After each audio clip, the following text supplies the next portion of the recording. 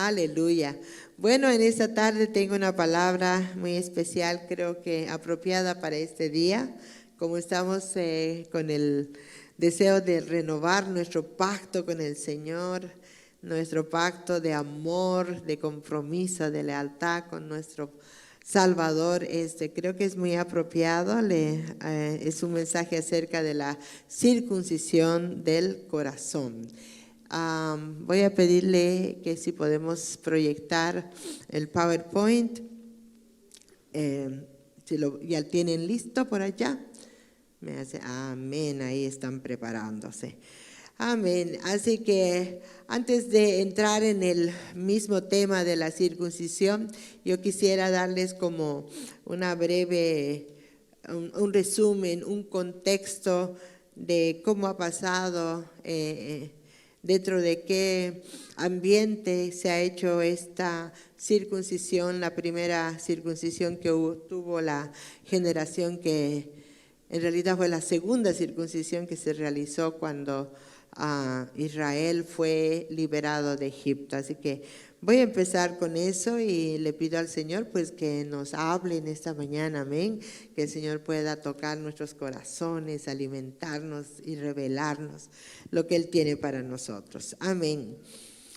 En primer lugar, como saben, estamos viviendo en una nueva década, la década del 2020 al 2030. Es una nueva década, en hebreo es la década de la letra Pei. Habíamos visto hace 2 años el significado de la palabra profética Pei, pero también uno de los significados de esta década es que es la década de la Pascua.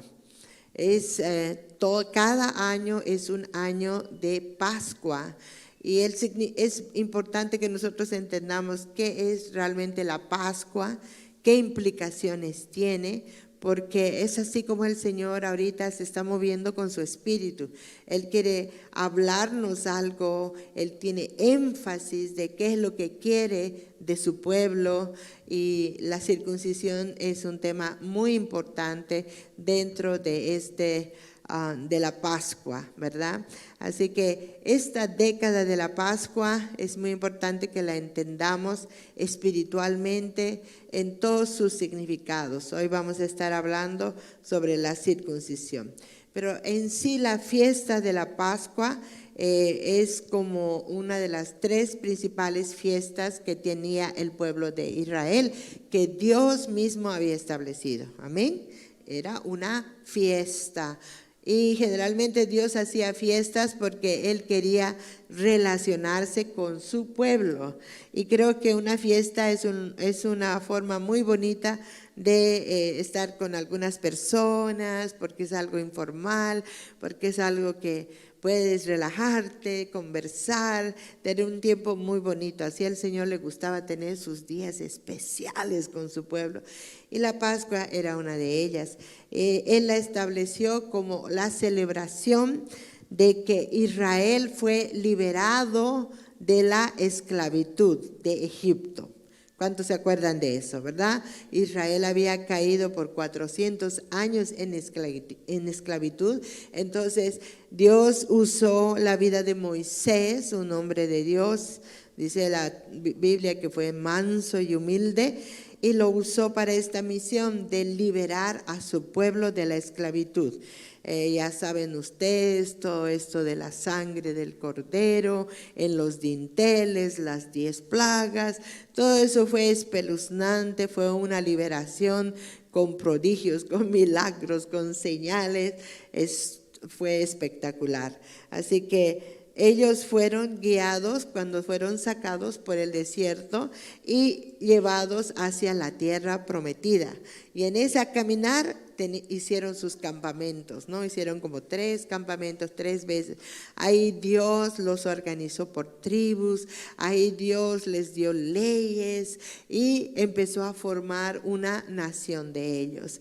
Y obviamente Dios tenía grandes expectativas de llevar a toda esta gente hacia la tierra prometida, hacer un pueblo, una nación santa donde Él pudiera revelarse y con quien pudiera Dios trabajar en esta tierra.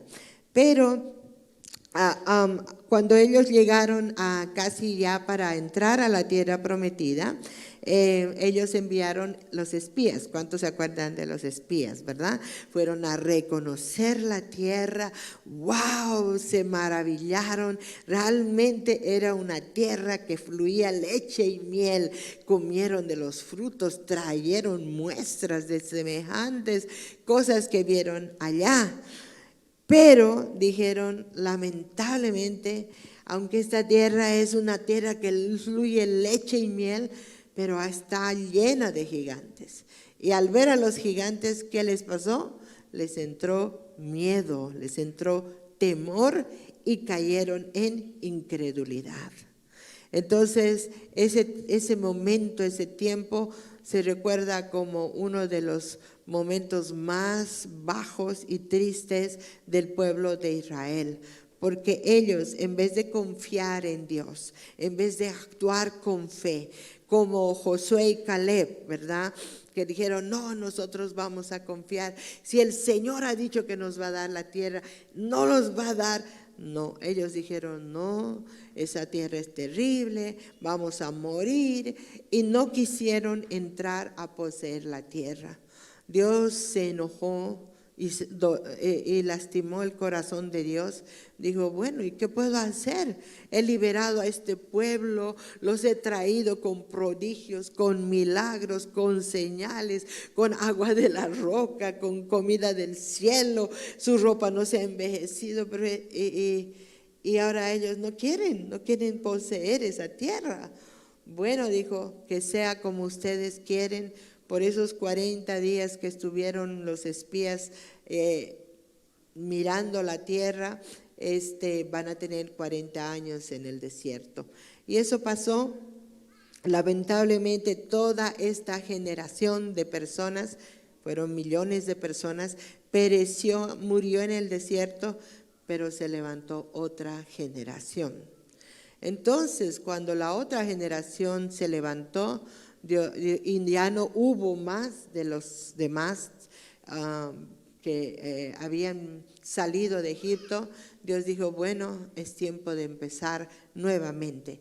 Y Dios decide usar a esta nueva generación y pone a Josué por delante como cabeza. Se le aparece, le habla. Bueno, ya había hablado a Moisés y le dijo, Josué, te va a suceder. Y Moisés sí lo ungió y lo presentó al pueblo. Y el Señor le dijo, así como estuve con Moisés, voy a estar contigo.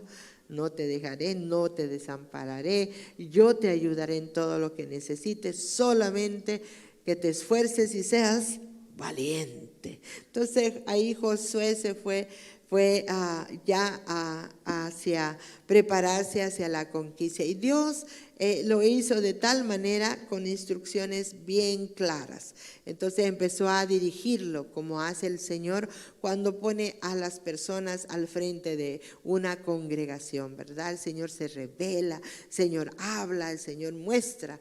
Y cuando lo hizo así, le dijo, bueno, ahora es tiempo de cruzar el Jordán. Le dio instrucciones claras, fue cómo tenían que salir, cómo tenían que cruzar el río Jordán, cómo sacaron 12 piedras del medio del río, y dice que el río se abrió y pasó lo que muy similar a Moisés con el mar rojo, se abrió, el río Jordán se abrió y todo el pueblo pasó por tierra seca. O sea que fue espectacular. Y lo más tremendo es que cuando los enemigos de Israel se dieron cuenta de que, wow, este pueblo ya había cruzado el Jordán, dice la palabra de Dios que temblaron, estaban que decían, wow, ya está viniendo ese pueblo, ¿qué va a hacer de nosotros? Ese pueblo que estuvo con Moisés, ese pueblo que trajo 10 plagas a Egipto, que lo desbarató, lo arruinó. Ahora, ¿qué va a hacer de nosotros? Dice que entró temor y temblor en sus vidas. obviamente esto no lo sabían los israelitas, pero el Señor sí. Así que Él iba por delante. Y bueno, cuando atravesaron, acamparon ahí cerca en un lugar que se llamaba Gilgal. Ese fue el primer campamento de Dios. Yo había predicado tiempo atrás sobre Gilgal. No sé si ustedes se acuerdan, pero ese campamento tenía la forma de un pie. El pie donde decía que donde pusiéramos nuestro pie, ese iba a ser nuestro territorio y ahí Dios nos iba a dar la victoria, ¿verdad? Era un pie grandísimo y ahí acamparon, fue su primer campamento. Entonces dijo Dios, bueno, ya que están aquí en Gilgal, vamos a hacer algo muy importante. Y Dios ordena a Josué que todos los hombres sean circuncidados. Yo creo que para Josué, como nosotros no lo vemos todo, a veces no lo entendemos todo, dijo, Señor, ¿cómo quieres hacer eso? Estamos en territorio enemigo, ya hemos entrado a poseer, ya la gente se ha debido a noticiar que estamos por acá, estamos a expensas de ser atacados en cualquier momento. Y tú dices que nos quieres, circuncidar.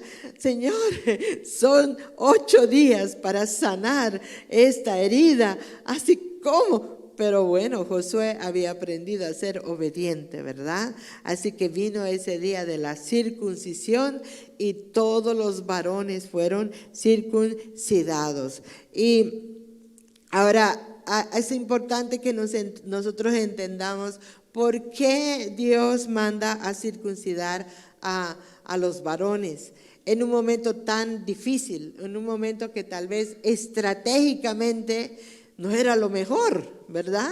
Porque los ponía totalmente en desventaja con el pueblo enemigo. Yo no sé si ustedes se acuerdan cuando Jacob y su hija Dina, me parece, fue violada y el hijo del rey quiso congraciarse con él. Entonces él dijo, ¿qué es lo que quieres que haga para que yo pueda estar bien contigo? Le dijo, que se van a circuncidar todos si quieren ser parte de nuestra familia. Pero ahí aprovecharon los hijos de Jacob con engaños y los fueron a matar. ¿Por qué? Porque los hombres estaban en dolor, ellos apenas podían ni pararse, ni ir al baño, ¿no? Estaban caminando apenas y ahí los cogieron a todos.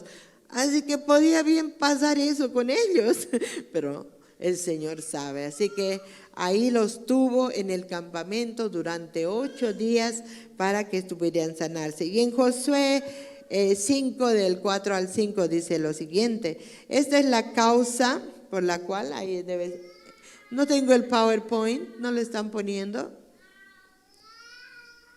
Por favor síganme, no me abandonen. Es el tercero ya. Dice, Dios ordena circuncidarlos. Josué 5 del 4 al 5. Esta es la causa por la cual José los circuncidó. Todo el pueblo que había salido de Egipto, los varones, todos los hombres de guerra, habían muerto en el desierto por el camino después que salieron de Egipto. Pero todos los del pueblo que habían salido estaban circuncidados. Obviamente eran adultos, ¿verdad? Mas todo el pueblo que había nacido en el desierto por el camino, después que hubieran salido de Egipto, no estaban circuncidados. Así que era importante que todos fueran circuncidados. Eso era parte de lo que el pueblo de Dios tenía que hacer. Ahora, ¿por qué era importante la circuncisión? Next slide. No veo el slide. Ok, something wrong. Ok, ahí está. ¿Por qué era importante la circuncisión?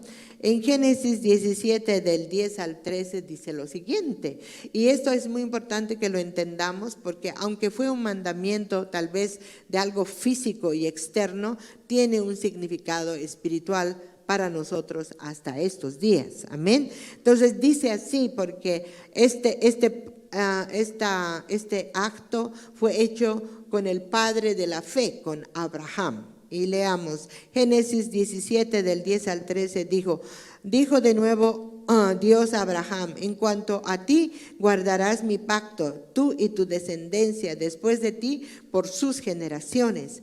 Este es mi pacto que guardaréis entre mí y vosotros y tu descendencia después de ti. Será circuncidado todo varón entre vosotros. Circuncidaréis pues la carne de vuestro prepucio, y será por señal del pacto entre mí y vosotros. Era una señal de pacto. ¿Cuántos saben que Dios es un Dios de pactos? Amén. Ese fue el primer pacto que Dios hizo con Abraham. Ustedes saben que Abraham es el padre de la fe. Nosotros somos hijos de Abraham. ¿Por qué? Por la fe. Amén. Abraham creyó y le fue contado por justicia, dice la palabra de Dios. Así que desde ese punto de vista, Dios había hecho un pacto, una señal entre él y Abraham, y era la circuncisión. Ahora, ¿qué era la circuncisión? Bueno, en primer lugar, como les dije, representaba la señal del pacto que Dios hizo con Abraham y con el pueblo de Israel para poder proclamarlo como su pueblo. La circuncisión simboliza una adopción de parte de Dios para un pueblo escogido. Si Israel iba a entrar a tomar la tierra prometida, Dios tenía que cerciorarse de que Israel estaba en pacto con Dios. Por eso es que los circuncidó, porque esa era la señal del pacto, ¿verdad? Entonces, si Dios iba a estar con ellos, porque ellos solos por sí mismos jamás hubieran podido tomar la tierra prometida. Como bien dijeron los espías anteriores, era una tierra de gigantes, era una tierra que tenía muros que jamás podrían ellos haber podido siquiera enfrentárseles, pero si estaban en pacto con Dios, la cosa era diferente. Amén. Así, ¿cuántos creen que si estamos en pacto con Dios, muchas cosas pueden ser diferentes? Aunque parezcan imposibles, aunque parezcan difíciles, aunque parecen a veces que son tan agobiantes, intimidadoras, pero cuando tenemos al Señor es más fácil, más llevadero. Podemos tener la fe para poder, la confianza para poder vencer esas cosas. Amén. ¿Quiénes dicen amén? Aleluya. Sí, me están oyendo, ¿verdad? ¿Me están siguiendo? Amén. Nadie se duerme, no tienen permiso, por favor. Amén. Así que Dios se cercioró de eso. Ahora, la circuncisión también era algo que era exclusivamente para los varones, donde se les quitaba el prepucio de la virilidad del hombre. El prepucio representaba su fuerza natural, pero cuando se le quitaba, estaba diciendo que ahora esa fuerza ya no le pertenecía a él, sino a Dios. La circuncisión te hacía también vulnerable, era doloroso, no podían hacer nada excepto descansar y esperar que esto sanara. En realidad ellos habían sido cortados y estaban recuperándose para poder entrar a poseer la tierra prometida. Este es un lugar profético en el cual nosotros ahora nos encontramos. Estamos en un Gilgal, estamos en un tiempo en el cual Dios quiere cortar el prepucio de nuestro corazón. ¿Sí están entendiendo? O sea, proféticamente este es un año, y todos los años de esta década es un año de la Pascua. Y una de las cosas importantes que se celebra es justamente esta salida y este pacto de Dios con los hombres a través de la circuncisión. Pero como ustedes saben, en el principio fue algo físico, fue una sombra, fue un símbolo de lo que Dios quería. Y en realidad lo que Dios estaba buscando era la circuncisión del corazón. el quitar todo aquello que pueda impedir nuestra relación con Dios. Ese pedazo que se arrancaba era un pedazo de carne. Obviamente eso estaba representando que son las obras de la carne. ¿Qué estaba diciendo? Que en nuestra naturaleza humana jamás vamos a poder agradar a Dios. En nuestras fuerzas naturales jamás vamos a poder agradar a Dios. Que la carne no puede agradar a Dios, pero sí el Espíritu de Dios. Amén. Entonces, desde ese punto de vista, la circuncisión era muy simbólica, muy importante para el Señor.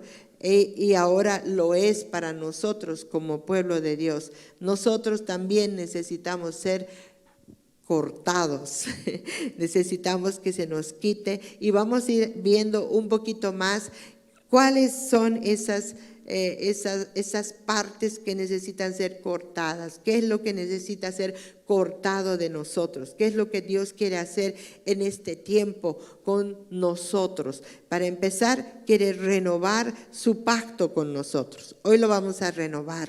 Vamos a beber del pan, a comer del pan y del vino. Vamos a hacer un pacto con Él. Vamos a entrar en esa comunión con Él. Amén. Pero lo más importante antes va a ser cortar el prepucio de nuestro corazón.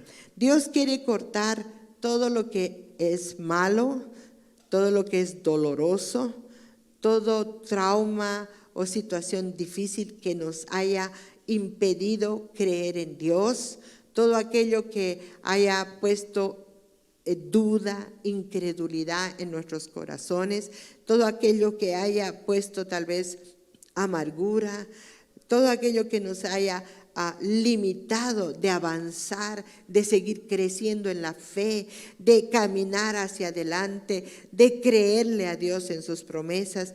Muchas situaciones, muchas circunstancias se presentan y eso va muchas veces bloqueando, trancando, obstaculizando el que nosotros caminemos en la verdadera fe. Así que este es un tiempo en el cual Dios quiere que nosotros nos tomemos un momento, hagamos un alto y le digamos: Señor, examíname, ve mi corazón, ¿qué es lo que necesita ser cortado de mi vida? ¿Será tal vez alguna actitud? ¿Será tal vez un resentimiento? ¿Será tal vez algunas palabras que se han quedado en mi mente y en mi corazón que no me están dejando cumplir con lo que tú tienes para mí? ¿Qué es lo que necesita ser cortado de mí? ¿Cuántos creen que necesitamos ser cortados en esta mañana? ¿Verdad que sí? Porque todos muchas veces pecamos de diferentes maneras, muchas veces no andamos en la fe como deberíamos andar, muchas veces dudamos o muchas veces simplemente nos dejamos llevar por nuestro carácter, por nuestra carne y caemos, como dice la palabra. ¿Cuáles son los frutos de la carne? Celos, iras, contiendas, maledicencias, o sea, aprender a decir palabras que no son muy bonitas a veces, etcétera, etcétera. Y ahí vienen ya los otros pecados más fuertes como la inmoralidad sexual, la fornicación, el adulterio, el asesinato. Ya, bueno, ahí va aumentando las cosas, pero lo más importante que tenemos que entender es que en algún momento nuestro corazón se contamina, nuestro corazón se afecta y necesita ser limpiado, necesita ser cortado, examinado, y para que nosotros podamos mantener esa comunión con Dios. Amén.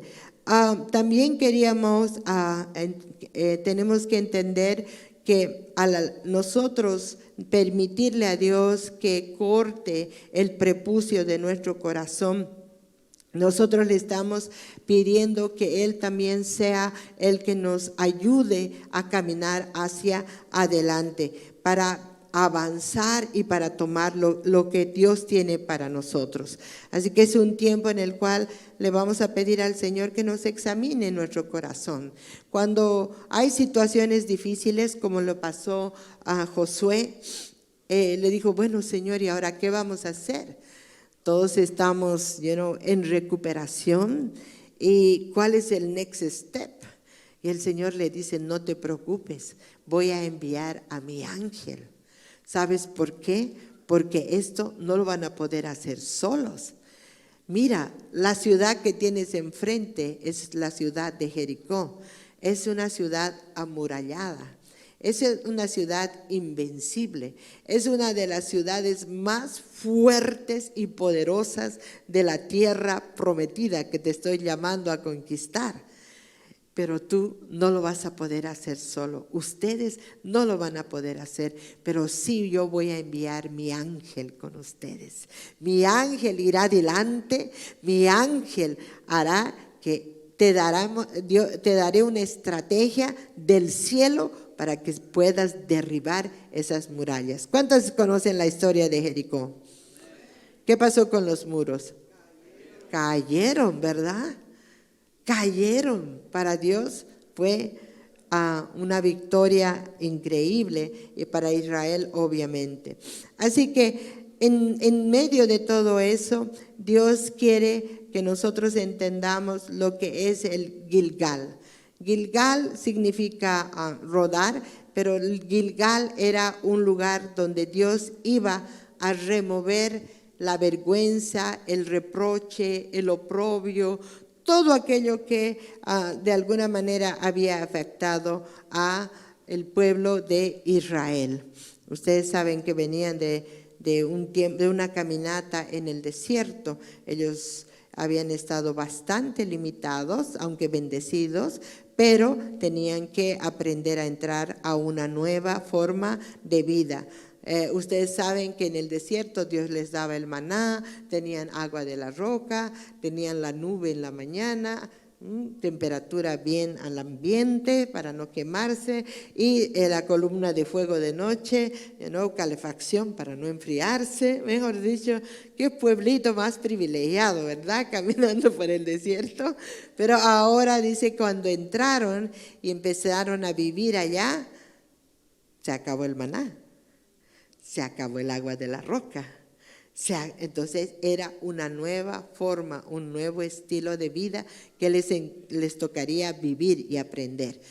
Cuando nosotros entramos en pacto con Dios, entramos a un nuevo estilo de vida, a una forma nueva de vivir, de comer, de todo.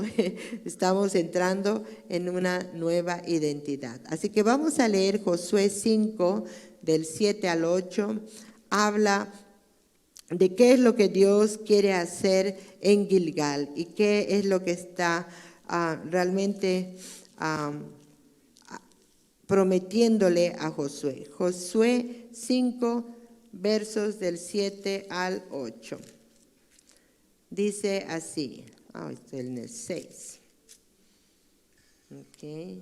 Josué 5, 7 al 8. Ok. ¿Estamos bien? Ok. Yo tengo aquí otro verso. Estoy en Jueces y yo estaba diciendo, ¿qué pasa? Josué. Esto no está, ok, aquí está. A los ojos de ellos dice que él había hecho suceder en su lugar. Josué los circuncidó, pues eran incircuncisos porque no habían sido circuncidados por el camino. Y cuando acabaron de circuncidar a toda la gente, se quedaron en el mismo lugar, en el campamento, hasta que sanaron. Y Jehová dijo a Josué, hoy he quitado de vosotros el oprobio de Egipto, por lo cual el nombre de aquel lugar fue llamado Gilgal hasta hoy. Eso es lo que quiere hacer Dios hoy. Eso es lo que hizo entonces con su pueblo y es lo que quiere hacer hoy. El oprobio es la vergüenza, el oprobio es la culpa, el oprobio es todo aquello que hace que nosotros parezcamos indignos delante de la presencia del Señor. Obviamente Israel era un pueblo escogido por Dios y Dios se daba la forma para que su pueblo caminara en santidad, caminara en los caminos de Dios. Y eso hacía de que este pueblo pudiera ganar sus batallas. De la misma manera nosotros, Dios quiere limpiarnos, Dios quiere arrancar, porque las situaciones que pasamos, las cosas que enfrentamos, a veces traen vergüenza a nuestra vida, ¿verdad? A veces pecamos y ofendemos a Dios de una manera que nunca nos hubiéramos imaginado, y hacemos que nuestras vidas sean atormentadas, sean oprimidas, sean atadas de formas que tal vez ni nos hemos imaginado, pero le hemos dado lugar al enemigo, le hemos dado lugar al pecado, le hemos dado lugar a la carne, y eso ha traído a nosotros una limitación, una frustración, ha traído vergüenza, no nos deja caminar hacia adelante con la conciencia limpia, y empieza a crecer de tal forma que algunas veces llega a paralizarte, a no andar ya en la fe, a empezar a dudar, a empezar a enfriarte inclusive, pero Dios no quiere eso para nosotros, amén. Así que en esta mañana Él quiere quitar todo oprobio, toda vergüenza, toda mancha, cualquier cosa que hayamos de alguna manera sufrido en este tiempo en nuestra vida. Siempre decimos, quiere librarnos del pasado, y a veces el pasado no necesariamente es lo que he hecho años atrás cuando no conocía al Señor. A veces el pasado es ayer. Ayer te peleaste con tu esposo, ayer tuviste alguna situación, ayer. Es a veces tan cercano el pasado que nosotros tenemos que aprender a limpiarnos de todas aquellas cosas que afectan nuestro corazón. ¿Verdad que así nos pasa? ¿Cuántos están de acuerdo, verdad? El rato menos pensado, ¡pum!, una discusión, una situación, alguna palabra, alguna cosa, y andamos afectados, tristes, dolidos, en fin. Así que eso es lo que Dios quiere hacer. Ahora, los reproches, el oprobio, la vergüenza, están muchas veces relacionados con las palabras que puedan decirnos. Pueden haber situaciones de que palabras que corten las bendiciones de Dios. Muchas veces nosotros somos rápidos en expresar nuestra desaprobación, nuestra desilusión o nuestra decepción de algunas cosas. Yo no sé si a ustedes les ha pasado, pero cuando algo no me sale bien como yo quería, cuando algo realmente no ha funcionado, he hecho todo lo que era necesario hacer y nada, no pasó como yo quería, viene a uno le da rabia, uno se siente mal, una desilusión, y a veces lo que viene es como decir, no, yo no puedo hacer estas cosas, yo ¿para qué hago tantas cosas si no lo van a apreciar? Y empieza a venir en nosotros muchos sentimientos y sensaciones, a veces de rechazo, a veces de ira, a veces de impotencia, porque las cosas no salieron como nosotros pensábamos. ¿Cuántos han pasado por esa situación? ¿Verdad que sí? A veces son tan fuertes esas circunstancias que nos hacen sentir que la gente no nos ama, no nos quiere, no nos aprecian, y nos sentimos que estamos totalmente solos y queremos simplemente desaparecer.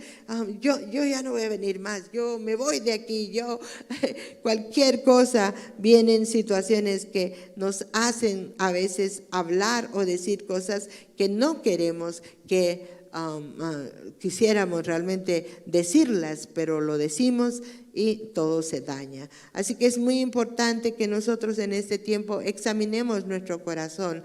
¿Qué es lo que ha salido de nuestra boca? ¿Habrá salido crítica? ¿Habrá salido expresiones de burla? ¿Habrán salido momentos de ira de nosotros? ¿Nos habremos enojado de tal manera que hemos ofendido a los demás. Es muy importante que nosotros seamos cuidadosos, porque eso es parte del prepucio que nos necesita ser cortado, la forma en la cual nosotros podemos expresar las situaciones. Y créanme, la palabra de Dios dice, bendito el varón que no ofende con palabras, ¿verdad?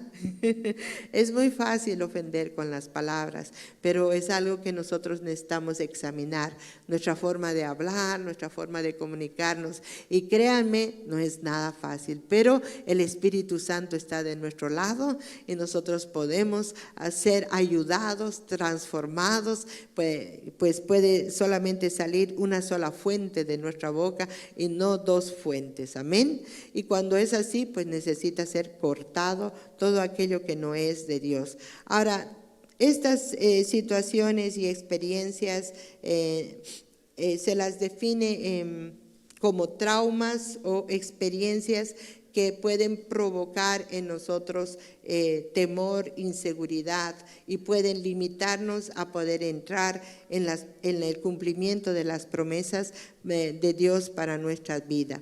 El trauma generalmente es algo que te queda en la memoria, en tu cerebro, y está constantemente dando vueltas.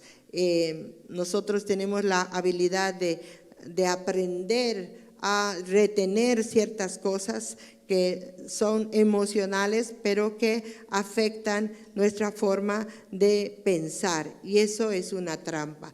Nosotros tenemos que entender que hay algunas cosas que si nos afectan y se quedan en nuestra mente y nos dan vueltas todo el tiempo, algo está mal. Algo ha pasado. Yo no sé si les ha ocurrido, pero cuando hay algo que les afecta, toda la noche no pueden dormir. En eso están pensando. ¿Y si hubiera sido así? ¿Y si lo hubiera dicho así? ¿Y por qué no he hecho esto? ¿Y qué ha pasado? Y nuestro corazón se arde en ira. Luego bajas, luego lloras. Claro, a mí nadie no me entiende. Por esto me ha pasado. Es que nadie me ama. Ya se vuelve una tragedia. Y algunos somos tan emocionales y somos tan expresivos que eso, wow, no viene la hermana y wow, un llanto. Viene el papá, wow, otro llanto, viene la hermana o la amiga, ¡guau! ¿No? Y empezamos con todo eso, pero nosotros tenemos que aprender a manejar los traumas, tenemos que aprender a ponerlos delante del Señor y tenemos que aprender a no caer en esa trampa, porque a la larga, después, todo el mundo lo va a poder ver. Nosotros no lo vemos, pero todos lo ven. Ay, pobrecita la hermana, ¿no? Mira cómo anda, mira cómo está, mira que le ha dolido tanto eso que se nota, ¿no? Cuando entras a la iglesia. No, y ya las expresiones, ¿no? Hermana, ¿qué tal cosa? Sí, no. Gracias. No, y ya estás expresando algo que ahí está adentro, ¿verdad? En el corazón, que algo que está en tu mente. Y de tal manera a veces eso se vuelve un argumento que realmente tú crees que las cosas son así. Y eso es muy importante que nosotros sepamos tratarlo. Así que un trauma es una impresión o una impresión emocional muy intensa causada por alguna situación negativa que se queda en el subconsciente de la persona como una huella que no se va y que tarda en superarse. Entonces, nosotros tenemos que aprender a entender cuándo ha venido un trauma a nuestra vida y por qué eso no estamos pudiendo superarlo. Tenemos que entenderlo, porque de lo contrario nos va a afectar en nuestra manera de pensar y en nuestra manera de vivir. Siento mucha charla por allá atrás. ¿Está bien? Amén. Gracias. Ok, entonces, nosotros tenemos que entender también cómo debemos lidiar con nuestras con estas situaciones que han sido difíciles para nosotros y cómo Dios puede usarlas para nuestro crecimiento, para bendición. Ahora, hay traumas que vienen por dolores intensos, por sufrimientos muy grandes, ¿verdad? La pérdida de un ser querido, la enfermedad, cosas, accidentes, situaciones que pasan, crisis económicas, sé que pueden también afectarnos de tal manera que puede causar que nuestra vida sea totalmente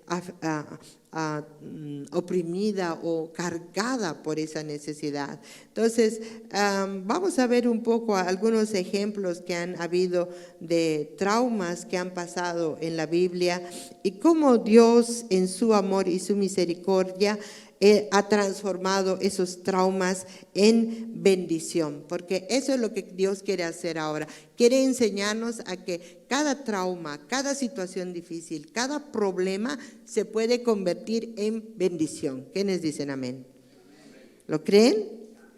Bueno, hay en Romanos 8:28, que no lo podía encontrar hace rato, dice, todas las cosas ayudan a bien a los que aman a Dios, ¿verdad? A los que conforme a su propósito han sido llamados. Y ahí no dice algunas, no dice unas cuantas, dice todas. Así que tal vez si tú estás diciendo, no, es que la hermana no sabe mi situación, es que la hermana no entiende la clase de esposo que tengo, es que la hermana no entiende la clase de esposa que tengo, los hijos que tengo, no. Pero Dios dice que Dios usa todas las cosas para nuestro bien, aquellos que le aman al Señor. Amén. Así que vamos a seguir con esa premisa, porque es importante que entendamos de que en este tiempo donde Dios va a cortar de nosotros ese prepucio, en la Biblia se puede ver situaciones donde Dios ha obrado de maneras maravillosas y yo creo que muchos en la vida, en nuestras vidas, en nuestras propias vidas. Amén. Vamos a ver cómo, comenzando en el Génesis, dice Génesis 1, en el principio Dios creó los cielos y la tierra, y en el verso 2 dice que la tierra estaba desordenada y vacía.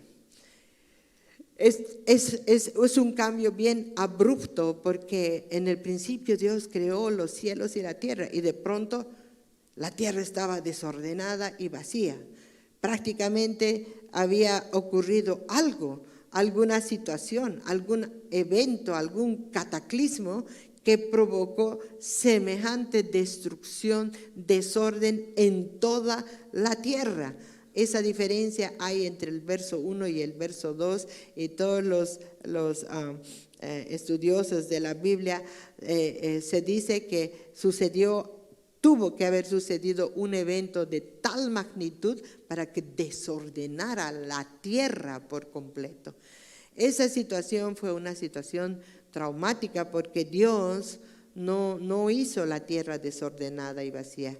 Y se cree justamente que cuando Satanás se rebeló contra Dios, junto con sus ángeles, dice que fue expulsado del cielo y fue arrojado a la tierra. Y cuando él cayó, él ocasionó un caos en medio de aquella creación que Dios había tenido. Entonces todo estaba desordenado, vacío, en ruinas, era tinieblas, pero sin embargo, Dios no deja las cosas así. Dice que Dios después habló, y si vemos más adelante en el verso 3, dice que Dios empezó a emitir su palabra y dijo, sea la luz, y fue la luz. Sepárense el cielo de la tierra, y así era. Y así día a día la palabra de Dios empezó a salir y empezó a poner orden, y ese caos empezó a cambiarse en una creación maravillosa. Eso es lo que hace Dios con nuestras vidas. Cuando todo está en caos, cuando todo está desordenado, cuando tal vez hay un vacío en nuestras vidas, cuando viene la palabra de Dios, cuando la palabra de Dios sale, es viva y eficaz, empieza a poner orden, empieza a traer vida a lo que no tiene vida, luz a lo que no tiene luz, a las tinieblas. Y Dios empieza a hacer algo completamente nuevo hasta que llegó, dice la palabra de Dios, que no solamente creó los cielos, la tierra, la luna, las estrellas, sino que llegó a lo máximo de la creación. ¿Cuál es lo máximo de la creación? Nosotros.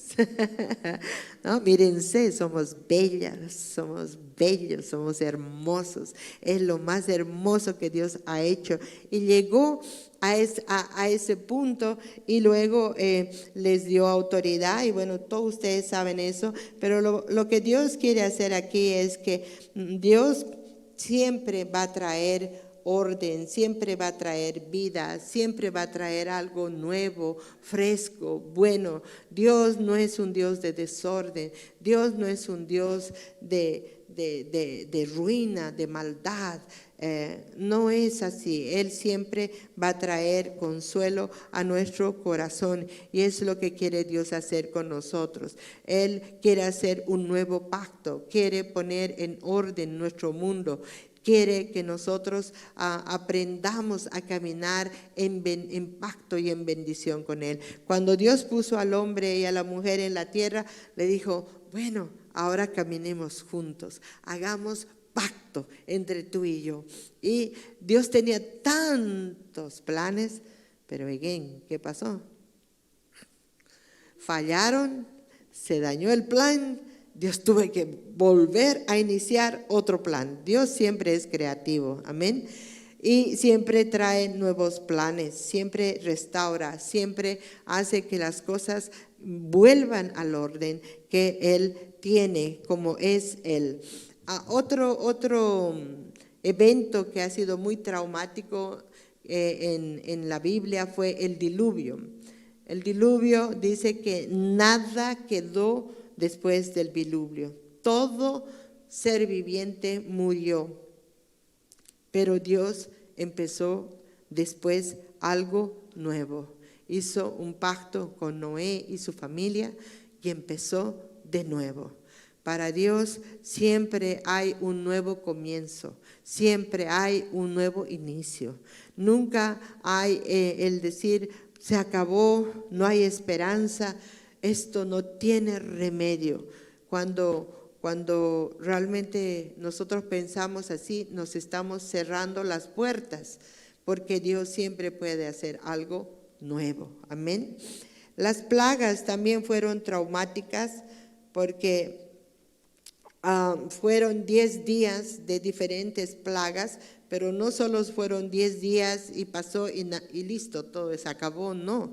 Cada plaga tuvo sus consecuencias, cada plaga trajo muerte, contaminación en las aguas, cada plaga trajo enfermedad, afectó los animales, cada plaga aún acabó con la vida de los primogénitos, ¿no? De los animales y especialmente de los hombres. O sea, trajo mucha desgracia, trajo mucha tristeza, mucho dolor. Yo creo que Egipto no volvió a ser el mismo. Aquí nomás con el COVID, tanta gente que murió, tanta gente amada perdió la vida. ¿Quedamos los mismos? No quedamos los mismos. Fuimos afectados, fuimos de alguna manera tocados. Y así pasó con las 10 plagas. Egipto quedó realmente afectado. Obviamente Israel, yo creo que estaba así como que miraban y se sorprendían, estaban totalmente asustados por todo eso, pero era una forma en la cual Dios los sacó con mano poderosa de un poder de esclavitud que no era ni siquiera ya natural, era un poder de esclavitud demoníaco, pero Dios los libró, hizo algo nuevo. tuvo un nuevo comienzo, hizo un nuevo pacto, se originó la nación de Israel. ¿Se dan cuenta cómo Dios puede sacar de cosas muy traumáticas, cosas siempre nuevas, siempre frescas? Gilgal también, del lugar que estamos hablando, pues fue un lugar un poco traumático por la circuncisión, pero Dios hizo un nuevo pacto con esa nueva generación. Fue hermoso. Ahora, los estudios demuestran que generalmente cuando una nación o un grupo de personas han atravesado por circunstancias traumáticas, generalmente los descendientes también llevan ese trauma. Uno de los estudios demuestra que el holocausto fue tan traumático que los descendientes de las personas que murieron en ese holocausto aún llevan ese dolor, les ha afectado lo que pasó a su generación anterior. Y yo creo que eso es tan cierto, porque yo cuando veo cómo Dios sacó a Israel de Egipto, cómo Dios los trajo, cómo Dios los trató, cómo hizo tantas cosas con ellos, pero sin embargo la esclavitud, las cosas de Egipto no se iban del corazón de los israelitas, tanto así que les impidió creer en las promesas de Dios y murieron postrados en el desierto. Que nunca nos pase tales cosas, amados. Dios ahora nos está hablando claramente que Él quiere que seamos sanos de todo trauma, sanos de toda situación en la cual el enemigo de alguna manera ha permitido que nosotros estemos oprimidos o hayamos caído en esas circunstancias o en esa situación.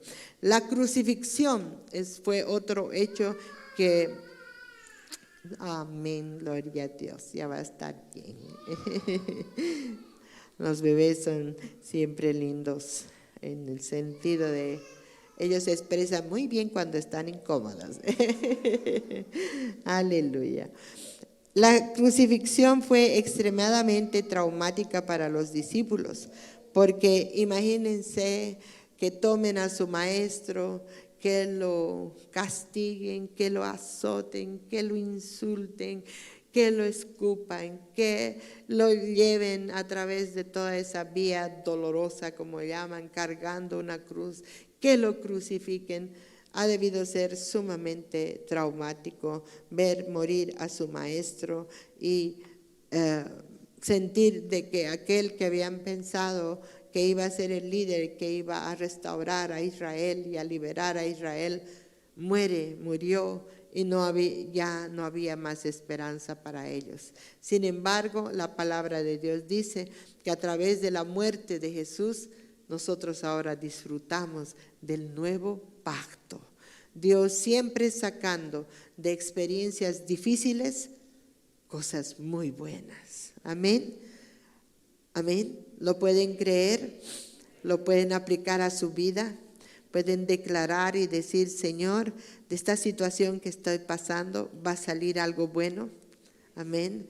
Así va a ser, porque Dios es experto en hacer estas cosas. Así que cuando pasas por un trauma, Dios te puede ayudar si tú te dejas sanar, si tú te dejas tener un proceso de sanidad y te rindes ante el Señor. Él siempre te va a ayudar a ver el futuro con esperanza, no sin esperanza. Eso es muy importante que nosotros entendamos, porque así vamos a aprender a cultivar siempre relaciones, vamos a aprender a cultivar amistades, ¿no? Porque los divorcios, ¿de qué vienen? Dice que de la maldad de nuestros corazones, ¿no? No aprendemos a entendernos, no aprendemos a llevarnos bien, no nos perdonamos y cometemos situaciones que al final se vuelven imperdonables. ¿Y qué pasa? Las cosas se cortan, no funcionan más, y eso es lo que trae a muchas personas ruptura en sus relaciones. y no les permite formar el hogar que tal vez siempre hubieran querido, ¿no? Hay personas que me dicen, pastora, yo jamás pensé que iba a llegar a esto. Mi sueño siempre ha sido tener una familia, que mis hijos puedan tener su papá, que pueda yo tener un hogar. No puedo entender cómo hemos llegado a esta situación, pero es justamente cuando no has podido manejar el trauma, no has podido manejar los sentimientos, las emociones, las situaciones, no has sabido ponerte en las manos del sanador y has dejado inconclusas ciertas cosas, todo eso puede venir y volverse para ti un impedimento de aquellas cosas que Dios quiere hacer en tu vida, darte un matrimonio, por ejemplo, para toda la vida. Qué lindo, ¿verdad? Suena hermoso, nos casamos así, pero a veces no siempre se concreta. Así que esto es muy importante que nosotros entendamos. Cuando nosotros estamos en medio de circunstancias difíciles, es a veces muy fácil dejar de creer, pero ahí es donde nuestra fe tiene que ser ejercitada. Tenemos que confiar en que Dios nos ayudará a salir. Tal vez no entendemos, tal vez no vemos cómo, pero decirle, Señor, yo solo sé que tú vas a hacer algo. Tú me vas a ayudar, tú vas a hacer que todo esto funcione de otra manera, tú vas a intervenir y Dios va a hacer una obra que realmente te va a asombrar y vas a decir, wow, yo que pensé que iba a hacer esto, pero el Señor hizo esto otro. Y si ustedes se dan cuenta, ahí vienen los testimonios, ahí viene la forma de la intervención divina. Eso es muy importante que nosotros entendamos de que Dios siempre va a estar cuidando de nosotros. Para Dios somos importantes y para Dios tu corazón confundido dice, yo entiendo lo que estás pasando. Y yo sé cómo te estás sintiendo. Y cuando tenemos pacto con Él, relación con Él, Él se da maneras para venir y decirte, hey, todo va a estar bien, tranquilo, no te preocupes. Él se va a dar formas, hermanos. Él va a utilizar cosas que tal vez ni te has imaginado para traer paz y bendición a tu vida. Eso fue lo que pasó en ese tiempo de Pascuas, cuando los discípulos estaban todos tristes, Jesús resucitó y lo primero que hizo pues fue a visitarlos, ¿no? Para que ellos supieran que Él había resucitado. Ya le dijo a las mujeres, díganles que he resucitado, su Señor ha resucitado. Y cuando se encuentra con ellos y los visita, no estaba Tomás y él se dio cuenta. Los demás felices se dieron cuenta, lloraron, me imagino, compartieron felices. Pero Jesús dijo, no está Tomás. ¿Dónde está Tomás? Yo necesito ver a Tomás. Y él visitó a mucha gente durante esos 40 días que él estuvo todavía en la tierra, pero dice que a los 8 días él volvió para encontrarse con Tomás. Y cuando lo vio, le dijo, Tomás. Y él dijo, no le reprochó, no le riñó, solo le dijo, me dijeron que querías ver mis llagas, mis heridas. Ven, míralas, aquí están. Y no solo míralas, ven, tócame, pon tu mano en mi costado. Y Tomás cayó derrumbado. ¿Por qué? Porque Jesús se había tomado el trabajo de ir, de estar y de mostrarse a Él. Y así es el Señor. En nuestra incredulidad, en nuestras fallas, en los momentos tal vez más difíciles donde no estamos entendiendo las cosas, Jesús se toma el momento para revelarse a ti, para decirte, aquí estoy, mírame, no está todo perdido, aquí estoy. Amén.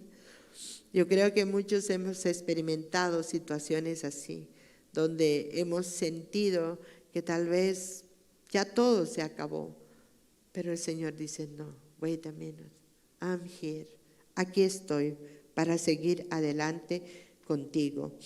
Siempre que hay un trauma va a haber Dios te va a llevar a un nuevo comienzo. Dios va a ayudarte. Él no nos va a abandonar. En el Salmo 103:13 dice: como un padre tiene compasión de sus hijos, así se compadece Jehová de los que le temen, porque Él conoce nuestra condición y se acuerda de que somos polvo. Si de alguna manera hay una situación que te abruma, que te devasta, que logra vencer todo lo que tú puedas tener, acuérdate de esto. Él es como un papá. Los que son papás pueden entender el amor por los hijos, ¿verdad? Todo quieres que para tu hijo, pero no importa, a mí que me pase, pero no a mi hijo, ¿no? Es ese amor, esa protección. Y dice que Dios es como un papá. Y cuando ve que nosotros tal vez nos hemos derrumbado, tal vez, estamos sin fuerzas, dice que Él se acuerda de que somos polvo nada más. Y Él viene en nuestra ayuda y Él viene a sanarnos y a rescatarnos. Amén. Así que eso es muy importante que nosotros entendamos, que no solamente Él está para unas batallas poderosas, guerreando con nosotros, pero también está en los momentos más bajos de nuestra vida. En el Salmo 31 también dice que Él entiende y Él se compadece de tal manera porque Jesús fue hombre, porque Jesús experimentó la desesperación y la angustia. Dice que cuando Él estaba en el Getsemaní, la palabra dice sudaba como gotas de sangre. Son situaciones que tan fuertes que hacen que una persona experimente esto. Y Jesús estaba bajo bastante desesperación y angustia. Él sabía lo que tenía que enfrentar. Él sabía lo que le iba a pasar. Él en su carne estaba débil.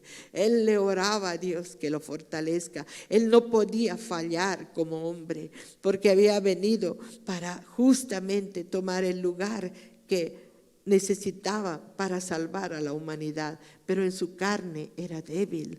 Así que Él oró, Él clamó, Él se humilló ante Dios y Dios tuvo misericordia. Y dice que después de su oración, Él envió un ángel para ministrarlo.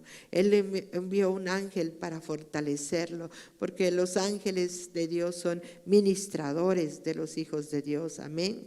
Así que no te olvides, tal vez en muchos momentos en los cuales has estado de esa manera, Él ha enviado un ángel para ministrarte. Él ha enviado su ángel para levantarte, para cubrirte en tu momento de más desesperación. El Salmo 31 dice: Jehová, no se ha envanecido mi corazón, ni mis ojos se enaltecieron, ni anduve en grandezas, ni en cosas demasiado sublimes para mí. En verdad que me he comportado y he callado mi alma, como un niño destetado de su madre, como un niño destetado está mi alma. Espera, oh Jehová, espera, oh Israel, en Jehová, desde ahora y para siempre. Y lo que nos está diciendo este pasaje es que tal vez las situaciones no sean tan fáciles de manejar, pero muchas veces lo único que tienes que hacer es aquietar tu alma y recostarte en Él y esperar en Él. Porque cuanto más agitas muchas cosas, a veces es peor. ¿Cuántas veces ha sucedido así, verdad? Necesitamos aquietar nuestra alma. Y Dios está ahí en medio de esa situación. Así que, por último, nosotros tenemos que entender que Dios tiene grandes propósitos que cumplir y los va a hacer aún a través de esos traumas. ¿Por qué? Porque Dios usa esos traumas para llevarnos a cumplir nuestro destino en Él. Parece difícil de entender, pero es así. Dios usa las circunstancias más difíciles para llevarnos a cumplir los propósitos que Él tiene para nosotros, no los que nosotros queremos o pensamos. Amén. Y un ejemplo de esto está en 1 Samuel 30. Es acerca de David. No sé cuántos de ustedes se acuerdan que David era muy perseguido por Saúl, ¿sí? Ok, entonces, ¿qué dijo Saúl? O David dijo, bueno, ya esto está el colmo, tengo que hacer algo. Entonces él dijo, me voy a aliar a los filisteos y me voy a refugiar allí, y yo sé que allí ya me va a dejar de perseguir Saúl. Cabal, dicho y hecho, se alió con el rey de los filisteos, y Saúl dejó de perseguirlo. Entonces le cayó tan en gracia al rey que le dijo, mire mi rey, yo no quiero interrumpirlo, yo no quiero estar aquí en su ciudad, porque él tenía 400 hombres. Entonces le dice, ¿por qué no me das un pedazo de tierra donde yo pueda vivir y yo pueda estar con mis hombres y estar allí sin perjudicarte a ti? Y le pareció bien al rey y le dio un terreno, una tierra que se llamaba Siclac. Ahí vivía David con sus 400 hombres y sus familias, obviamente. Estaba muy contento y apoyaba al rey en todas las cosas, y él combatía y él alejaba a todos los enemigos que estaban por ahí. Y de pronto un día hubo una guerra que el rey tenía que enfrentar y necesitaba aliados, y se alió con otros reyes y le dijo a David, David, quiero que me acompañes. David le dijo, gustoso, pelearé contigo. Él sabía que tenía un buen ejército, pero cuando llegó al campo de batalla, los otros reyes le dijeron, ¿qué hace este aquí? Este es israelita. ¿Cómo es posible que lo traigas si estamos yendo contra los enemigos de Israel, justamente contra Israel? ¿Qué pasa si este se nos da la vuelta y nos ataca de nuevo? ¿Qué va a hacer de nosotros? Nos van a derrotar. Nadie lo quiso. Entonces David, el rey, le dijo, mira, yo creo en ti, yo sé que tú estás conmigo. No has hecho nada en este tiempo, casi 2 años que ya había estado David con él, que yo pueda decirte, bueno, no confío en ti. Es más, te creo, pero estos reyes no creen, así que vuélvete a tu ciudad y yo voy a combatir con ellos. Y cuando David está volviendo, se encuentra que a lo lejos estaba humeando la ciudad. Cuando llegan no había nadie, la ciudad había sido quemada, incendiada, y se habían llevado a todas sus mujeres, a todos sus hijos, y empezaron a gritar de la desesperación. Gracias a Dios no habían matado a nadie, se los habían llevado cautivos, pero ellos lloraban porque no sabían por dónde habían ido, qué es lo que había pasado. Entraron en tal angustia. Se imaginan perder tu esposa, tus hijos y no saber dónde están. Fue algo traumático, terrible. Y entonces él se humilló ante Dios. Todos lo querían linchar a David. Le decía, por tu culpa se han robado a nuestras mujeres, Cuando estamos en dolor así somos, ¿verdad? No, por culpa de él, por culpa de esto o el otro, aquí y allá. A todo el mundo queremos echar la culpa de lo que nos está pasando. Y entonces David dice, se humilla al Señor y le dice, ¿qué hago, Señor? Y el Señor le dice, persíguelos, yo los voy a poner bajo tu mano.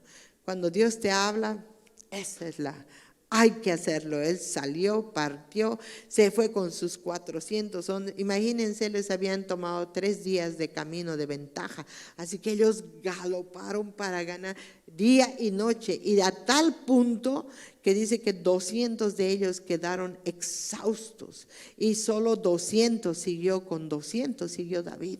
Él no podía parar, su desesperación era tan grande. Decía, tengo que alcanzarlos, tengo que recuperar. Dios me ha dado la palabra que me ha dicho de que voy a vencer. Y ahí David logró, encontraron un muchacho que había sido tirado en el camino, un esclavo, y él le dijo, no me mates, yo te voy a decir dónde están, y lo llevó donde estaban, y él arrasó con todos ellos, mató a un montón, la mitad huyeron, pero recuperaron a todas las esposas, a todos los hijos y más el botín que quedó, porque muchos murieron y muchos salieron como pudieron.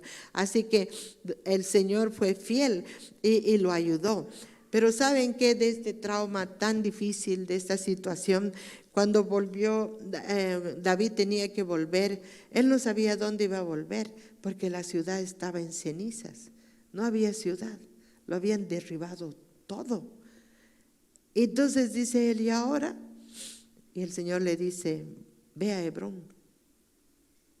Lo que David no se estaba dando cuenta es que un tiempo de cambio había llegado para su vida. Y el cambio era, ok, yo he tenido planes para ti, Saúl murió, estoy usando esta situación para que tú salgas de Siclac y vayas a Hebrón, porque allí serás coronado como rey. Y así pasó. Esos eran los planes de Dios, pero David no lo sabía, no lo entendía. Era difícil en ese momento ver y entender lo que iba a pasar, pero Dios sí sabía. Así que, hermanos, siempre confiemos cuando estamos en los caminos del Señor, aún las cosas que parecen tan difíciles, tan inentendibles, siempre Dios las va a usar para nuestro bien. ¿Quiénes lo creen así? Amén. Así que muy importante que nosotros tengamos esto en nuestro corazón.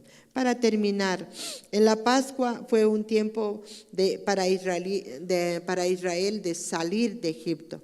Dios se aseguró de que ellos salieran de Egipto. Literalmente fueron expulsados de esa tierra. Fue traumático, pero Dios lo hizo. Dios tenía un nuevo comienzo y tenía un nuevo pacto y un ensanchamiento para ellos. Lamentablemente, ellos fallaron y pecaron de incredulidad, pero Dios levantó una nueva generación.